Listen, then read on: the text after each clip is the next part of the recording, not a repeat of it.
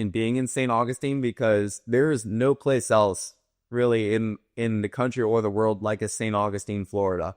And I think the problem with scaling my food endeavors is St. Augustine is just a magical place.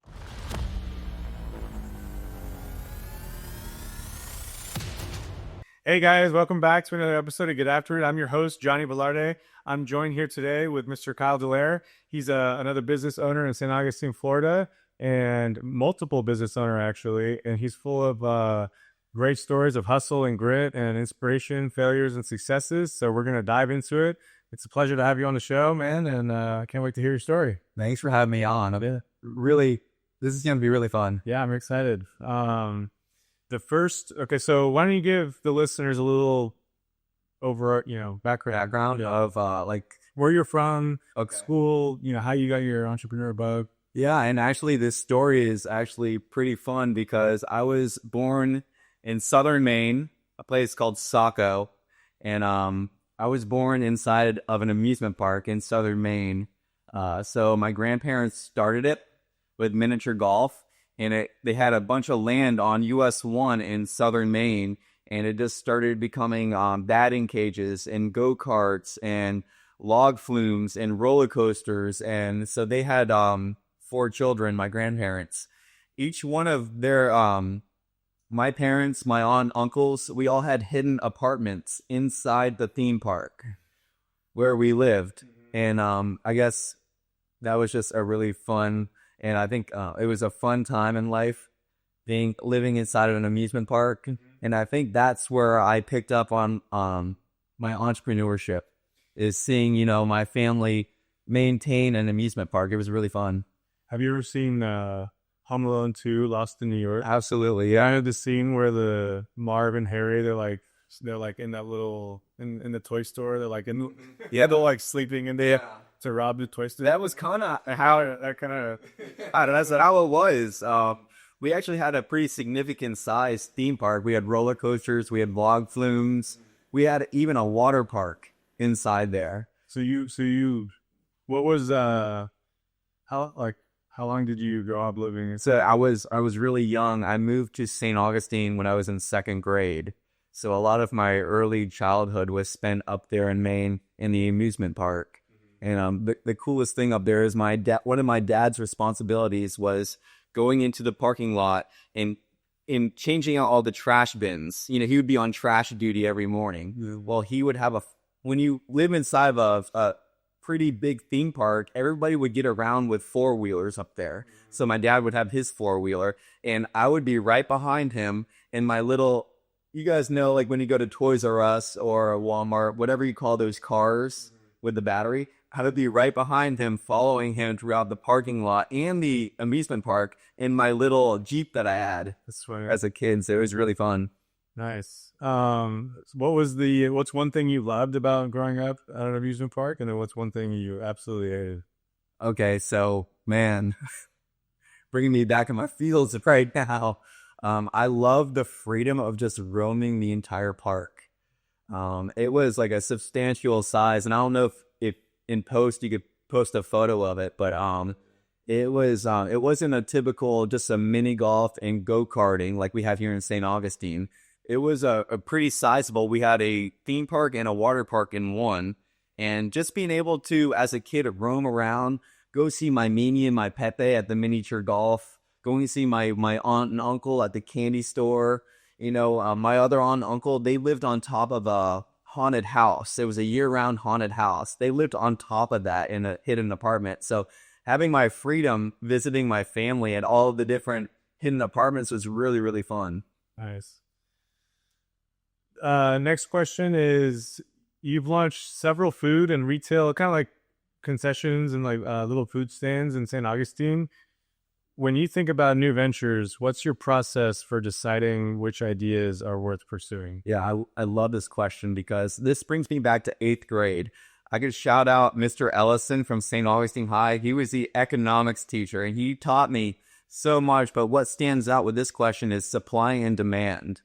I always tell people that there is so much opportunity here in St. Augustine if you're just creative and you could think outside the box. Mr. Ellison taught me that supply and demand is so critical when starting a business. So to answer your question is I see things that had been missing here in St. Augustine, and I've been able to capitalize off of supply and demand, understanding what people want and they can't currently get. So that's how my first endeavor started. And that's how pretty much every endeavor that followed started. So I am following a blueprint of how I do things. And I like to be associated with the food industry because I know everybody that comes to St. Augustine needs to eat something. Yeah. You know, I don't know if I would ever open up a gift shop, you know, in 2025 or 2026 when online platforms are so, you know, huge right now. I think gift shops are sort of on their way out, but St. Augustine has something really magical, and that's the tourism industry. Yeah. I don't think tourism or taking vacations will ever die. Yeah. That's why I think it's a pretty safe risk that, you know, we're taking here in St. Augustine. There's always going to be another batch of tourists coming in, and they want to enjoy their time here in St. Augustine. For sure. Yeah. Yeah. When they're coming to visit, they don't want to get like necessarily Uber Eats to the hotel room. They're going to go downtown and Yeah. and buy popcorn or ice cream or coffee or, you know, whatever. So Yeah, exactly. And yeah, supply and demand is been really my bread and butter. And I think my brother and I got to bring him into this, Cameron. We started our first endeavor in 2014. It was like our stepping stone business. Well, over time of just running it every single day, we had no employees, just he and I, and we were just living the lifestyle of owning an ice cream shop. We noticed that people really wanted quick service food. And back in 2014, I would say the majority of downtown St. Augustine was sit-down restaurants, the Columbia, you know, and restaurants like that. And we saw that there was a need for something quick serve. So my brother, he always says this, and we're two goofy kids. He said one word, and if Cameron, if you're watching, you would understand this. He said, hot dogs. yeah. And we started with hot dogs, and it blew up. Yeah. And we started incorporating things like turkey legs and nachos and just easy concession items. And it just took off because we were the only ones doing it. Yeah. Supply and demand. Yeah. Yeah. And it makes sense too. I mean, you grew up in an amusement park, so you were around that stuff. Mm-hmm. And yeah, you figured out how to bring it to a different market and make it a good product that sells in bulk or, you know, plentiful. So that's great. What's been the biggest challenge you faced in scaling? How many businesses do you have? Well, over the years, I've built businesses and I've sold businesses. So I think currently, 5, 6, I think I have 7 now. So out of the 7 businesses, what's been the biggest challenge when scaling, and how? You're going to give me this question with scaling? Yeah. Okay. Well, first and foremost, I guess, I have the beauty of being in St. Augustine, Florida, a tourism market. Mm-hmm. I feel like I've been really lucky in being in St. Augustine because there's no place else really in the country or the world like a St. Augustine, Florida. And I think the problem with scaling my food endeavors is St. Augustine is just a magical place, okay? There's always tourists revolving, coming to St. Augustine, and I think that is my bread and butter, like I said earlier. I don't think I can scale my restaurants in other markets besides being in tourism. Yeah. So typically how I've done things in the past is, I have the ice cream shop, I have the pretzel shop, I have the crepe shop, but I'm an ideast. I keep wanting to develop new ideas, and I'm happy with not scaling multiple businesses because I think we'll get on to this a little bit later, but I'm involved in a franchise called Ben Soft Pretzels. And there's about 100 locations, and they're originated out of Shipshewana, Indiana, Amish country up there. Well, I go to the annual conference every single year, and I'm a part of, the organization, and I see how hard the owners of Ben Soft Pretzels works and how many different personalities, they're working with on a day-to-day basis. And I don't think that's me. I think I'm happy with the one shop here, the one shop here, the one shop here, and still like developing new ideas, new brands. Mm-hmm. And I think that's the path I want to go. So scaling, I want to continue scaling in St. Augustine, but I don't think it's on my radar right now to branch out of St. Augustine because I have found the scientific equation of being able to develop really great things and successful things here in St. Augustine. Yeah, and that's for you guys listening. That's a really important point because not everyone, but like some people think that you have to scale to $1 billion or $100 billion. Like that's fine for some people, but other people just want to, have a great business and that's that. They want to have Sundays off and be with their families on the weekends, or that's fine. So that's great that you know that, because I feel like a lot of people are stuck, and that's kind of, they're worried about how big can I scale, as opposed to like, it's already a good company, just be happy and run it, well. Well, I think talking about scaling, my brother and I, we have more ideas of what we want to do in town. Mm-hmm. I think the idea that comes to mind is the next brand we want to develop is going to be a speakeasy here in St. Augustine. We want to develop a speakeasy, but had that spooky feel to it, on the quality of a Disney. Yeah. Since he's my biggest role model in life as far as creating brands, I always look to his model and see what he's done. He's been a huge inspiration for me, and I want to do that type of quality here in St. Augustine, and I think St. Augustine can use something like that. It's supply and demand. What type of building do you need for that? It honestly, it's all about location for me. It's not really about the building, because I could do a really great build out inside and make it my own. Yeah. But I feel like I would have to either be on St. George Street, which is, the risk goes way down. You have a location like St. George Street, and you have a great product. You should sell anything on St. George. Sell anything. But customer service does play a huge part into it. And all my businesses, we practice hard on customer service, which is, you have to have the location, the product, and I think the service is just the icing on top. That's great. Yeah.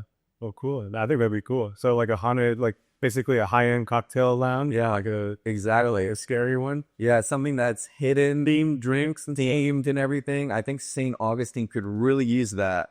And that's been on our radar, but we've been waiting 4 years now for the right location. The same with my other endeavors. We were waiting for a few years for Ben Soft Pretzels because we needed that premium location on St. George Street, and that doesn't come around too often. Check LoopNet or CoStar. I saw something for sale on St. George. Yeah. That's there's so much opportunity out there. It's So you said you drawn inspiration from Walt Disney, Jesse Cole of the Savannah Bananas, and now in the Old Town Trolley. How do their approaches show up in your own work? Okay, so this is big on my heart because I'm a big inspiration guy. I can go somewhere and just see something and take a photo and translate that into how that's going to be incorporated into my business. So I can go to let's say the alligator farm on the island, and I could see a sign, and it's a really well done sign. I'll take a photo of it and I'll translate that into something for my ice cream shop or something for my pretzel shop, or I just see things and I'm able to imagine it to bring into my own brands. But Walt Disney, his quality, he gives you an experience. Yeah. He hones in on the sight and the smell and the feel, and everything is incorporated into that Disney effect, which I love. And I'm a huge fan. I just went down to Disney Springs, and I go down there for a day trip just to pick ideas. And so there's always something new going down there. And I guess what comes to my head right now is Gideon's Bakery.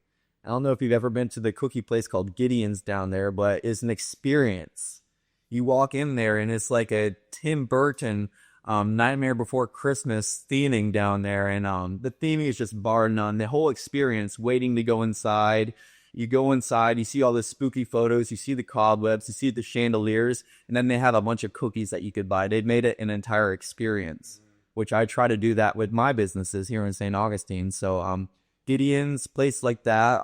Other places like the Earl of Sandwich. I've had my eyes on franchising an Earl of Sandwich for nearly 10 years. Do they know that? They know that because I've actually applied. Keep applying. I've applied, but I just haven't been at the right place at the right time in my life, because timing plays a significant purpose. And an endeavor like an Earl of Sandwich needs to have a premium location here in St. Augustine. Yeah. And so it's just about timing, and that sandwich hands down, in my opinion. That is really good. The first time I ever had a Earl of Sandwich was at I want to say it was Planet Hollywood in Vegas. And I was like, damn. Yeah, that makes sense because Earl of Sandwich also owns Planet Hollywood. Really? We're in the same parent company. Oh, cool. But yeah, Earl sandwich. I think St. Augustine needs a really great sandwich, and it's been on my radar for many years of putting one in. Just the timing hasn't been right. Well, cool. Yeah, you're gonna bring the spooky speakeasy and the sandwiches. Hopefully one day. But Jesse Cole, speaking on other inspirations, he's a new player, in the field. He's the owner of Savannah Bananas, and I don't know if you follow Like baseball, but it's not baseball actually. It's entertainment baseball. This is the type of team that provides entertainment while playing baseball. They're entertainment focused. Got it. Keeping people off their phones, keeping people there, all the innings. And he also has created his own league. It is baseball, but it's sort of different. It's entertainment focused. He's also created the Savannah Bananas. He also created another team called the Tailgaters. He created the Party Animals. He's creating multiple teams for those teams to play against each other and ultimately create entertainment. And he's a huge inspiration. He's on Instagram. I've been reading his books. He's just a creativity type of guy. His biggest role model is also Walt Disney. Yeah. Have you ever, I just listened to a podcast on Walt Disney from, I forget the guy's name, but it's the Founders Podcast. You ever listen to that? Yeah. It's really good. Yeah. Walt Disney, I remember he was giving an example. They were building the Anaheim Disneyland, and the guy, one of his builders was like, well, why don't you just do this? Like, you don't need the leather straps on the saddle or whatever. Let's just do this, and it'll save a bunch of money, and it'll cut the time in by a month less. And Walt Disney was like, are you insane? Like, yeah, it's all about the detail, and you don't think it matters, but the customer notices that shit. And same with like the landscaping. Yeah. And like, you go to Disney World or Disneyland, it's all perfect. Like, all place of fun. It's the experience. So at the end of the day, he doesn't own an amusement park. He's providing an experience that memories that people are going to remember forever. It's like there's a greater purpose than just having the theme park. And Walt Disney, he was a true visionary. And I don't know if you know much about the family, but he had his brother Roy was kind of like the financial guy behind. And they would butt heads, and Disney would just say, just make it happen. Because it's critical. Just make it happen, Roy. I know we don't have enough money. You're going to have to figure out and make it happen. He was a true visionary. And Jesse Cole, the same way. He's a very creative guy, and he's thinking outside the box. And I think St. Augustine, in a way, is a form of Disney. We had the tourists coming here. We're providing experiences here in St. Augustine. It's a mini Disney World here in St. Augustine, which I tapped into. Yeah, that's cool. Let's see here. Many entrepreneurs struggle with balancing creativity and operations. Obviously, you're really creative. So how do you keep both sides running without burning out? Like, how does your creativity not like stretch yourself too thin? Yeah, I've been there, and recently actually, and I think the best thing what comes to mind is having a great team. The team is your everything. And I have a really great general manager in charge of multiple endeavors of mine. I have great leaders inside my business, and I have great staff. I think right now, after 12 years of being open, I have the best staff I've ever had, which makes things a lot easier for me. And it gives me the freedom to, pursue new endeavors. And I'm so thankful that I've had certain people cross paths with me along the way, and I've been able to empower them. And beauty of it is they've been able to empower myself. And I think having a great staff and a great team, and being able to communicate with my team on a weekly basis on where are we at, where do we need to go. And for me now, being a problem solver, I need to provide all of my businesses with enough tools so they succeed. And I'm really big on tools and systems. And because I cannot be in my shop 24 hours a day, I have to delegate my time. And that's with my general manager, putting my faith into her abilities and putting my faith into my staff and all the people that are associated with me. I mean, empowering them so that they're at their best. So I guess to answer your question is, I've been there. I've been super stressed, especially coming up. Night of Lights in St. Augustine is the most stressful time of my year. But I devote my time every single day in December, every single day, even on Christmas Day, to work at my shop. And I love my customers to death. I don't do it for my customers anymore. I do it for my staff, because if my staff sees me inside my shop being a team player, that makes a huge difference in how they're presenting themselves and how happy they are. And they know that their leader is right there with them through the thick of it. So each day in December, you can see me at Ben Soft Pretzels, rolling pretzels. I talk with my staff. I bring them, if they're stressed, I bring them down. You know, I talk to them about their days. I get their mind off of the line of customers waiting to come in to buy pretzels. So it's important for me to be involved when I need to be involved, and to me to build a relationship with my staff. That has been my everything, building relationships with my staff and my team. Yeah. Having a strong culture, having an amazing team, and then leading by example is Absolutely, yeah. okay, cool. We got to be, I always say we have to be role models for all the generations, not just the generation coming up, for all the generations. We got to practice what we preach, and we can't just wear a mask and turn it on or put it on and take it off. We got to walk the walk and practice what we preach and empower people. And I do that through my staff. And I've been incredibly lucky over the years because I've been able to hold a staff long term. Even some of my staff are rolling pretzels and they have college degrees. You know, I'm thinking to myself, I love you to death and thank you for being here, but what are you doing with your life? I would like you to, you know, spread your wings and start flying. But I've really made it a family environment on my shops, and I love every single one of them. Yeah. I think that's important. I think if you have a strong culture, it's hard for people to leave, even if they can make a little bit more elsewhere. Like, so that's cool. Good. That's great. Tell us about, you started a masterminds networking group. Tell us a little bit about that, what sparked it, and what do you hope it brings to the St. Augustine business community? Great question. And I think this is phase 2 right now of my career. I think phase 1 was the first, 10, 11, 12 years of me operating my own businesses. Well, I've had to take a step back. Business is really hard. It's really hard, especially when you have multiple endeavors going on and you have different personalities and you can't do it yourself anymore. I think that was my biggest struggle when I started doing more endeavors. I couldn't be the guy anymore. I needed a team. So I assembled a team that's really worked out for me. But Masterminds Networking is my phase 2 of my career. And it's just really bringing my experience, hands-on experience for really all the generations, but the next generation coming up, just empowering them, building their confidence up, letting them know that they could do things.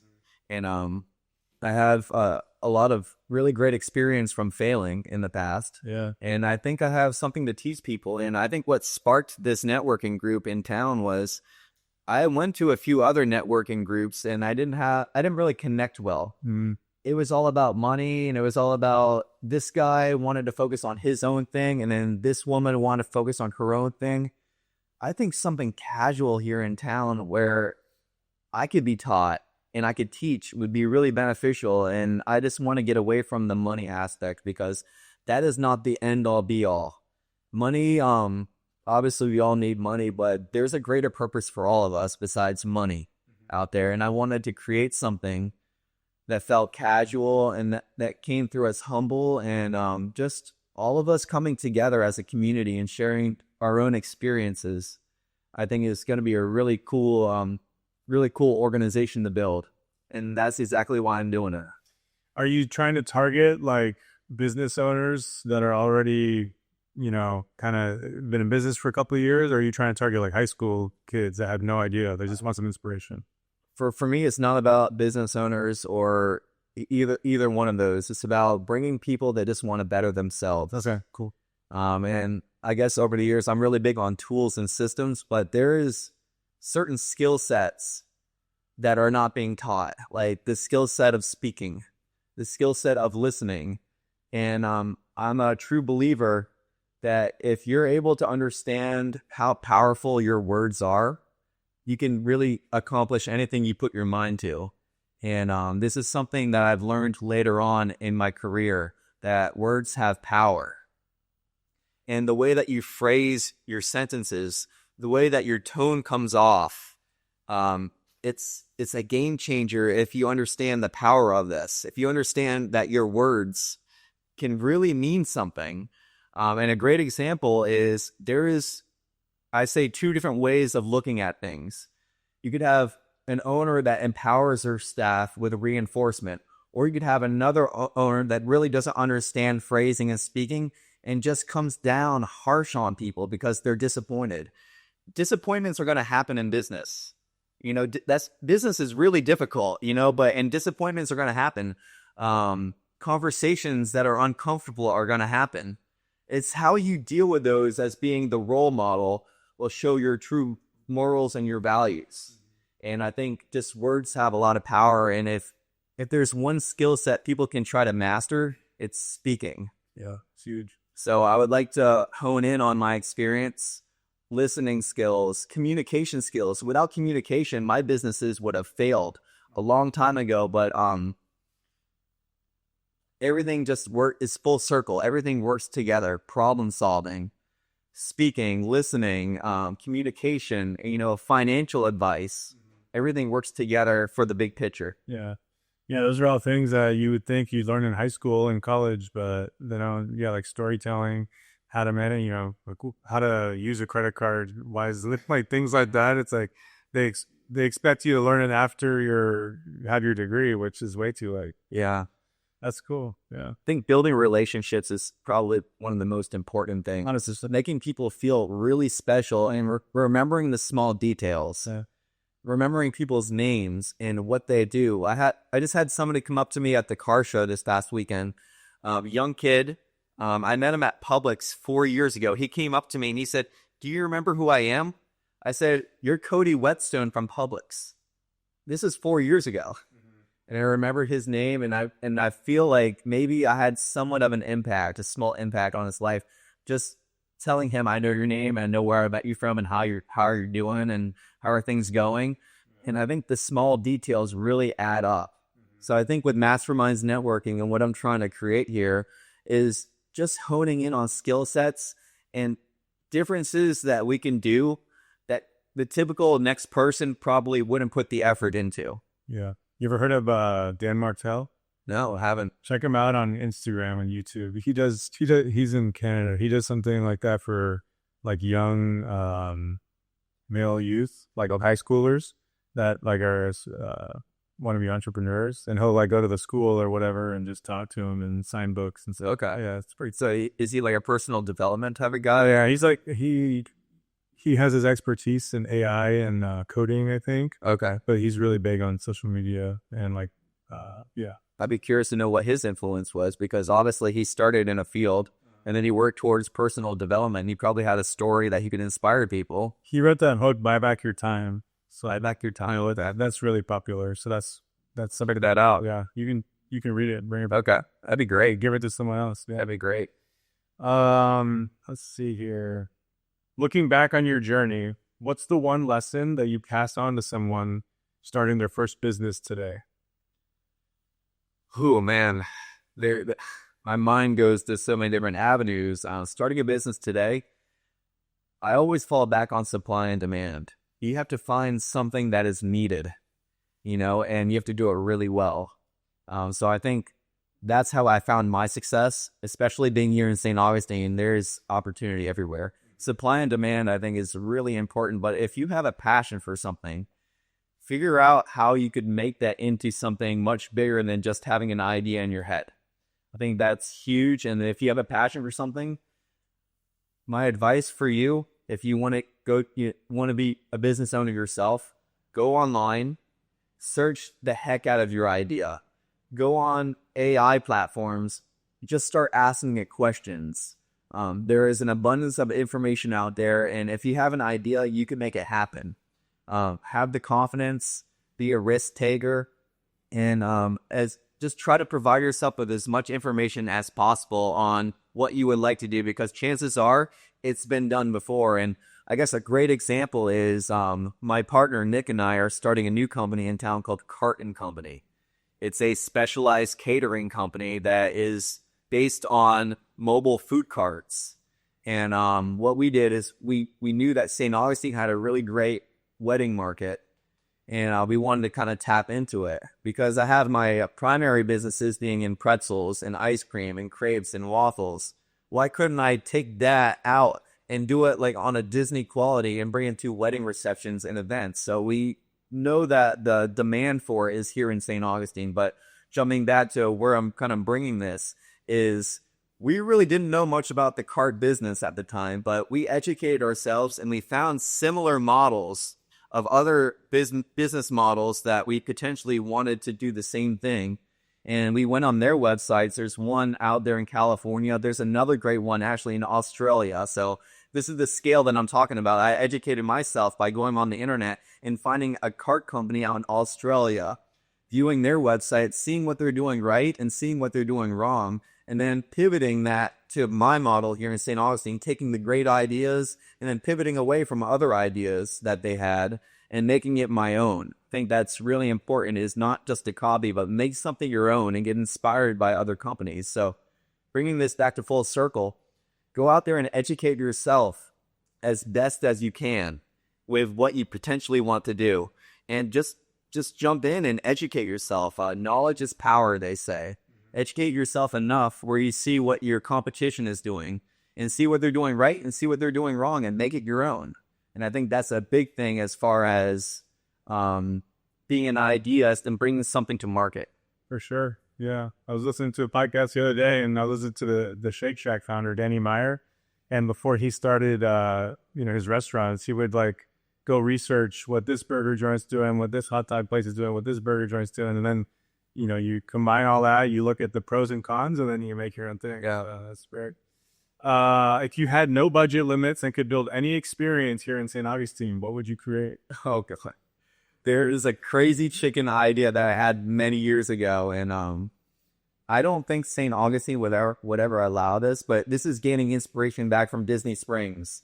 We've all been to Disney Springs. I have not. No. You never been to Disney Springs? Well, it's a big like marketplace area on the quality of a Disney, where they have they have designer stores and they have the restaurants and they have all the specialty boutiques. They have a hot air balloon that's tethered. Actually, it doesn't actually leave. It's tethered to the ground, but it goes up and down, and it's an experience here in St. Augustine. Or no, it's an experience, in Disney Springs. I would love to bring that idea to St. Augustine. Have a hot air balloon experience somewhere downtown where people can get in the balloon. They can go up for 15, 20 minutes, view the sights of the skyline of St. Augustine, then come down and just keep rotating that and rotating that. And I know you haven't seen the photo of the hot air balloon, but maybe in post you guys can put it in there. But the silhouette, it actually goes up, or it's still tied? It's still tied to the ground, but it goes up and down. And the silhouette, like the artwork on it, is very like Disney forward. Yeah. And I feel like if St. Augustine had like beautiful artwork on the side of the balloon and it showed the true beauty of St. Augustine, I think that'd be a really cool experience for people to take. And I know it's a crazy chicken idea, but I've gained a lot of inspiration from other things I've seen. And I've already been to the city with this idea. I was going to say, I've been to the city with it. They shut it down because St. Augustine isn't really designed to be a theme park.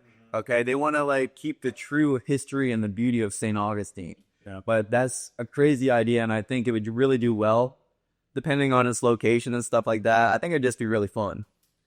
I want to show you something after this, and let me know your thoughts. But okay, so cool. So is it going to be like a fried chicken, or like what kind of, you said crazy chicken idea? No, I say crazy. That's just an expression. I don't say crazy idea. Okay. So it'll be like a restaurant that goes up? No. Actually. So I don't know if you ever watched the show Shark Tank, but Mr. Wonderful, that's his line. He always says, "This is a crazy chicken idea." So taking chicken out of the equation, this is just a crazy idea of having a hot air balloon in St. Augustine. I think that'd just be a really cool experience, going up and coming down. And you'll have to check out the one at Disney Springs. They've done a really great job with it.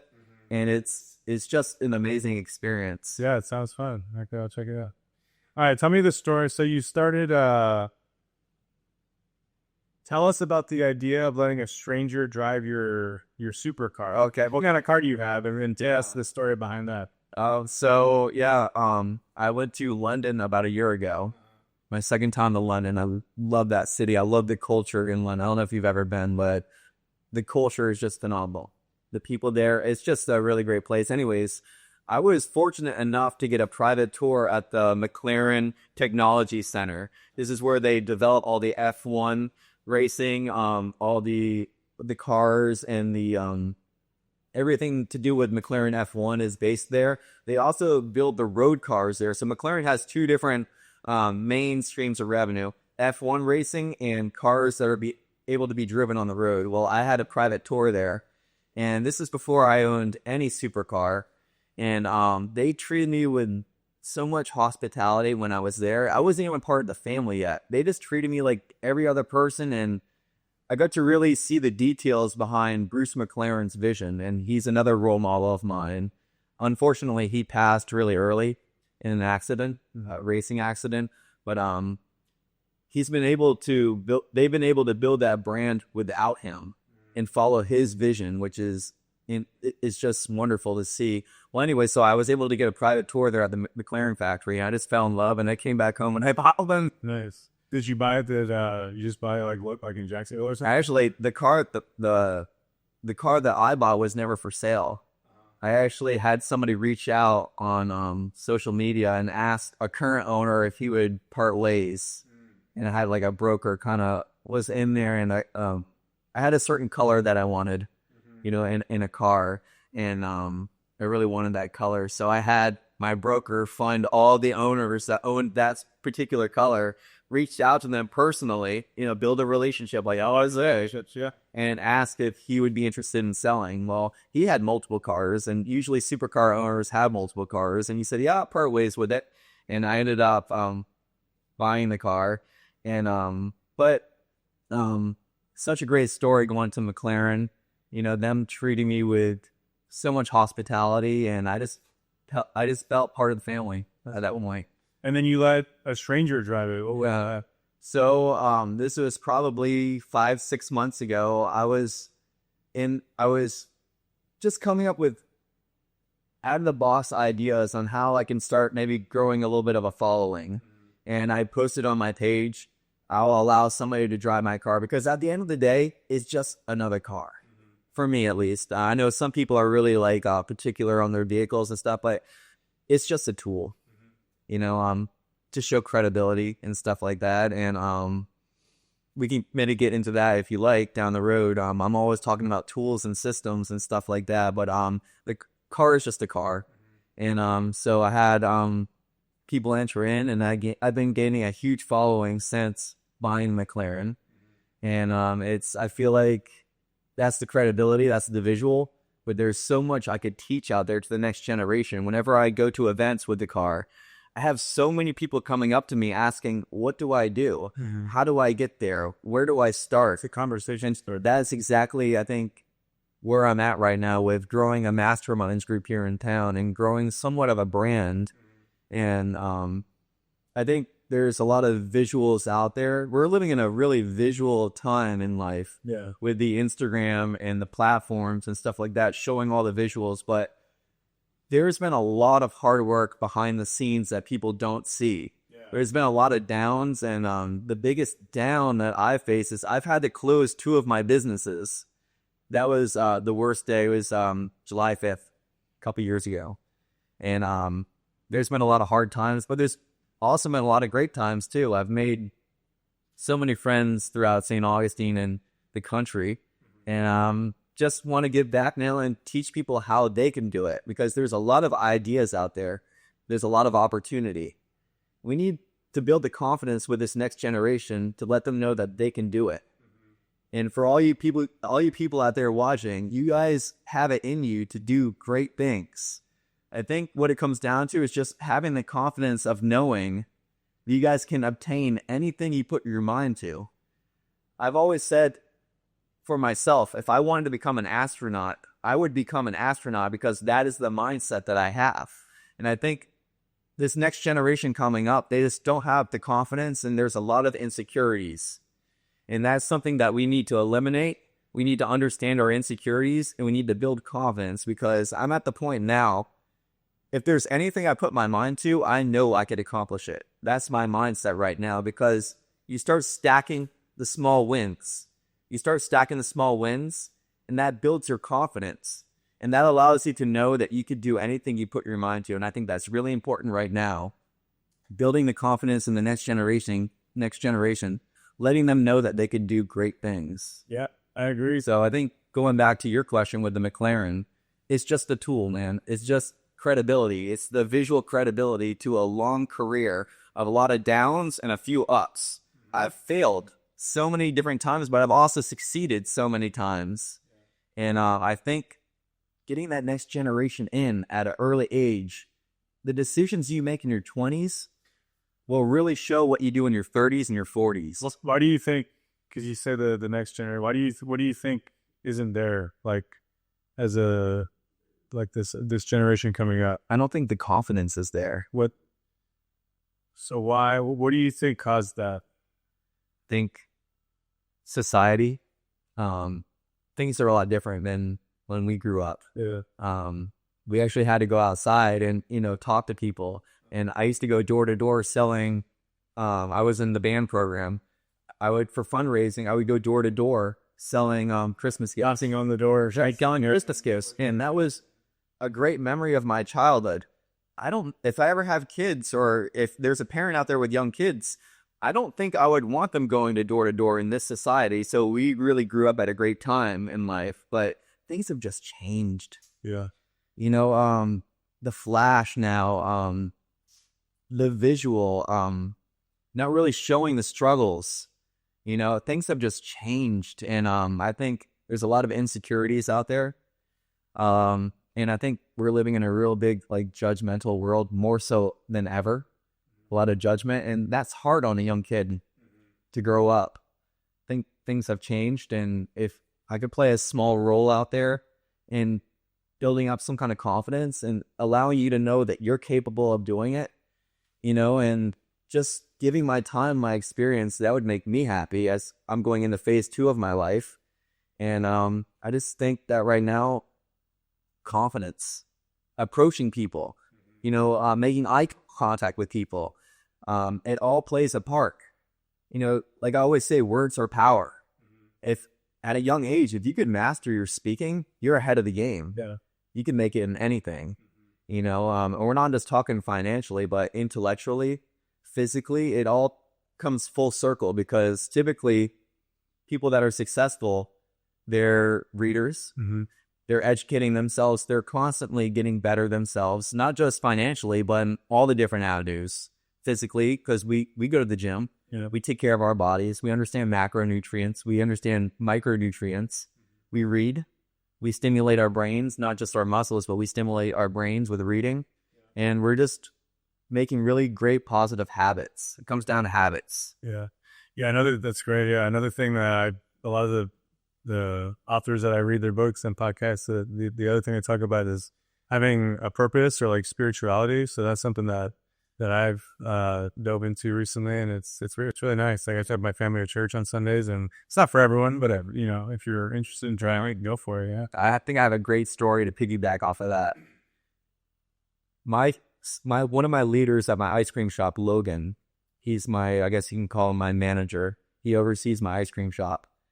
He's 21. He runs for Flagler. Mm-hmm. He has made such a big impact on me. He brought me back to my faith. Okay, and I'm getting goosebumps right now just talking about it. But I guess what I'm trying to say is my employee of mine brought me back to my faith, because there was a long time where it wasn't a priority of mine, practicing the Lord, and presenting myself in a great manner.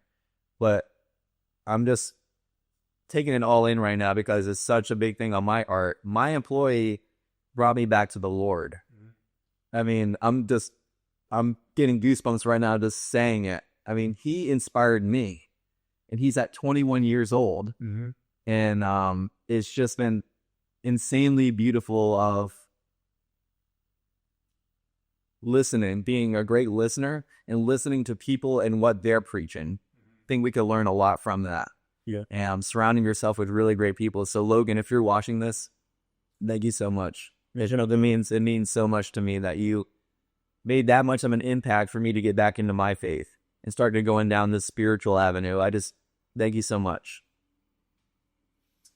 Let's see here. Finally, What excites you most about the next chapter of your entrepreneurial journey? There's so much out there. I get excited about the small things and the efficiencies that I could bring still into my businesses. Let's take, for instance, my ice cream shop, Lick It. Cameron and I have been doing that shop since 2014. And I think the beauty of it is there's no business at 100% efficiency. There's always things that you can improve on. And I think that's the beauty of like putting the puzzle together.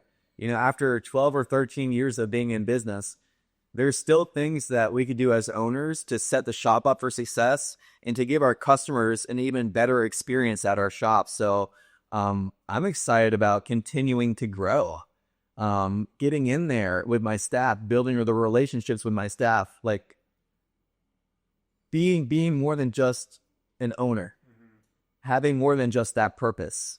I love getting into my shops and seeing problems and solving them. Like, for instance, we have the Night of Lights event coming up in St. Augustine, which is a very chaotic time for us local business owners here in St. Augustine. Well, my staff is my number one priority, and I know they get stressed out. That's why I come in and I'm like the backup, and Cameron comes in and he's the backup. But there's efficiencies we could do to ease the struggle off of my staff. And the first thing that comes to mind is chopping my menu in half. Why do I need a full menu during Night of Lights? I need to hone in on the efficiencies. I need to be able to make things in bulk that are easy for my staff to make so my customers get a fresh product and they get a great experience. Because if you walk into a pretzel shop and you see an empty pretzel case, what does that tell you? It tells me that we're busy, but we're not prepared. So if I could do things like leading up to big events to ease the struggle off my staff, I will do everything. And this is going back to the efficiencies, understanding what I need to do to be successful, you know, and presenting the tools needed to be successful for my staff and for my customers to have a good experience. Because I could tell you this, during Night of Lights, every single Saturday, people come in and they're already frustrated because they've had to wait for parking for, you know, hour and a half, 2 hours. They've had to deal with the hordes of people in St. Augustine. They weren't anticipating this coming in. They thought it was going to be a great day. And you see it. They're already frustrated when they come to St. Augustine. They come into my shop and they start taking it out on my staff. And I need to do what I can to set my staff up for the best success. With me being in there, being the role model, obviously, I'm talking to the customers. I'm giving out samples. I'm doing what I can to provide a really great experience. But my staff, I do not want them to like just walk out, because what's stopping them from walking out? You know, if they're no staff should be overwhelmed, in my opinion. I know we get shorthanded and things happen, but you need to try to organize and prepare for these type of things and just figure out the efficiencies. Put the puzzle together, make it all work, because a customer is not going to come into my pretzel shop and say, I want a jalapeno hot dog. They're going to see what's available and what looks fresh and buy with their eyes. That's why it's important for me to keep a case stocked with fresh product and make things easier on my staff, where instead of something that takes 7 minutes to make, what if we could make 12 things in 2 minutes, you know, and really showcase what we're known for. And I think Ben's is a really great example, because it is really difficult to make a product from scratch. A lot of these restaurants here in St. Augustine, they're already buying pre-made items and they're warming them up and they're putting them, you know, they're putting them in their case or however they display them on a menu. With Ben Soft Pretzels, this is a pretzel made from scratch. We're using flour, we're using yeast, and we have to wait 20 to 30 minutes for the dough to rise. And then we have to roll it, salt it, bake it, put it in the case, and it sells between 4 and 5 minutes. Yeah. It's really hard to have a shop like that, but there's systems in place that I've been able to, you know, put together over the years. Makes things a lot easier for my staff, and my customers get a really fresh product. And I think that's part of the answer I guess I have, is what's really driving me is figuring out the efficiencies and problem solving, continuing to grow and to get better. That's great. Thank you. All right. So to wrap it up, I have this thing that's called the fire round, and I just ask a couple questions, one word answers. What's your favorite book you've ever read? I'm reading it right now, actually. Part of my mastermind's networking, I had a leader actually present himself, Bobby, if he's watching. He's in charge of a book study, and there has been a really beneficial book, Atomic Habits, you guys. Atomic Habits by James Clear. I resonate with everything that he's written in this book. I've connected with, and subconsciously, I've pretty much been doing everything that he's said, but seeing it organized in words and reading it has been really beneficial for me because, yeah, I've been doing a lot of the things that he speaks about, but these have all been like shuffled around my head and they haven't been organized. So reading his words and how you could generate really great habits and ultimately live the lifestyle of somebody with positive habits has been really influential on me. And right now I'm halfway through the book and I cannot stop reading it. And I just chimed in today on how I ended up reading books. I don't know how you read books, but I'm a big highlighter guy. Anything that I ever connect with, I highlight, and then I go back and then, I'll reread and stuff like that. So if I ever reread the book, I'll see my points that I've made where I've connected with this and I've connected with that. And I feel like with this book, Atomic Habits, I think I've highlighted the majority of each word that I've read. I feel like the entire page is pretty much highlighted because I just had a strong connection with his organization and his words. And ultimately, to continue to move forward with positive habits, your entire life is going to strengthen and it's going to keep moving forward. And I think that's really important, is to have really positive habits. Favorite entrepreneur? Oh, my favorite entrepreneur? Locally or... Yeah, local. It doesn't matter. Just someone that's been the most inspired. You don't have to know them, but you don't know them. Someone you study or met. Man, I guess locally I would have to say Steve Benninger and John Fraser. They've been a big part of my journey. But for thinking big picture, Scott Jones, he's the owner of Ben Soft Pretzels. He walks the walk. He practices what he preaches, and he's just a phenomenal entrepreneur himself. He's been able to grow a small little brand like Ben Soft Pretzels that started in the middle of nowhere, Shitchawana, Indiana, and grow it into a mega franchise. And the beauty about him is he walks the walk, like I mentioned earlier, but he's just a doer. If he has an idea, he just gets it done. He executes, which is the hardest part in any business, is the execution, because we all have ideas of, we can go down this avenue, we can go down this other way, but the execution is your everything. Executing an idea to its fullest potential is the hardest part. And Scott Jones, he's just a man that just does it. So shout out to Scott and John and Steve right here, who owns the Fountain of Youth. Amazing people, and I'd love just building a relationship with them. Nice. Next car after the McLaren? Oh man, none on my radar actually. It's just like I said earlier, it's just a tool for credibility. But I do really like associating myself with brands that want to move forward and are pushing the limits. Yeah, man. I don't know. That's a really great question. I think I want to stay in the McLaren family. Yeah, because of what they did for me, and they provided me something that's insanely valuable. They provided me with a really great memory. And out of my entire London trip, I went with my mom and my brother. We went to Scotland, we went to Ireland, we went to Paris. Our most favorite thing between all of us was visiting that McLaren factory. It was the memories in my head, and it's a really cool memory. So I think I want to stick with that family. That's what counts. Yeah, it's great. Well, cool, man. Thank you so much for coming on. If people want to get in touch with you or name your businesses, okay. 2014, we started Lick It Ice Cream. It's on St. George Street at 9 St. George Street. We are known for the Dole Whip down there, which is kind of known from Disney World. They have the Dole Whip soft serve ice cream. So Lick It Ice Cream. We also have Ben Soft Pretzels. My brother and I have Ben's, all made from scratch pretzels. Next door to Ben's, we have a creperie called Mimi's Famous Crepes, named after our grandmother Mimi, who owned the amusement park up in Maine. Unfortunately, she passed over the past couple of years, but her legacy lives on through Mimi's. And we do savory and sweet crepes, and we have a beautiful garden out back for people to sit and enjoy, and it's a full experience. It's not your typical garden that you would walk into. It's a real magical type of place. My brother and I, we also created Whips Waffle Company at 60 St. George Street. Crazy idea we had. We had this idea since 2014. We went to Puerto Rico for a wedding, and we went to a small waffle shop called Waffle Avenue. Shout out to you guys. And we got inspired. And we said, one day we're going to make our own waffle shop here in St. Augustine. So we did that, Whips Waffle Company. Later down the road, we opened a wholesale gift business called Colorful Creation Gifts. It's a sticker company here in town. It's all wholesale.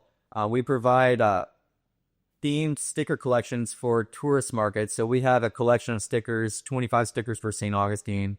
We have 25 stickers for Key West. We have about 30 stickers for Savannah, Georgia. And we keep just knocking down the markets. And we keep going door to door, business to business, just meeting people and trying to develop relationships. And so we have a wholesale sticker business called Colorful Creation Gifts. Best stickers in St. Augustine. They're all themed, which is really fun. And it's a really great product for tourists coming in. It's a nice souvenir product. Also, what I'm doing too is look out for Carton Company here in St. Augustine. We're going to go after events, wedding receptions, and we're going to provide a really fun experience with food and without food. And we're going to bring in specialty props. And we're just going to try to create something fun for brides and grooms to be able to have the ability of renting out specialty items, which is, I think, really needed here in St. Augustine. We're going to start out with 4 carts. We're going to have a pretzel cart, ice cream cart, a frozen beverage cart, and we might be doing a popcorn cart here in St. Augustine. It's all going to be done up. It's not going to be your typical cart. It's going to be very gourmet and very bougie and very wedding focused. Yeah. And I think there's so much opportunity in that. And I'm excited about that. And masterminds networking. If you guys want to start learning your potential, how to start, what tools do you need to be successful? This is a very casual group where we meet up once a month. It's going to be a really great community online of empowering you to be able to express your ideas without judgment. We're all working together, and I really don't want this to be about money at all. That's my biggest thing, is people coming together and just talking about your struggles, talking about ideas, developing your ideas into something. I'm really passionate about this, and this is my, I guess, phase 2. And I think this is really cool. So you can reach me at mastermindsnetworking.com. This is something really new, and I would love to have you guys part of it. It's awesome. Thanks for sharing. Thanks for coming on. We'll link everything in the show notes. And yeah, man. Thanks for having me. Get after it, guys. Get out of it. See ya. Sweet. That was cool. Yeah, good work.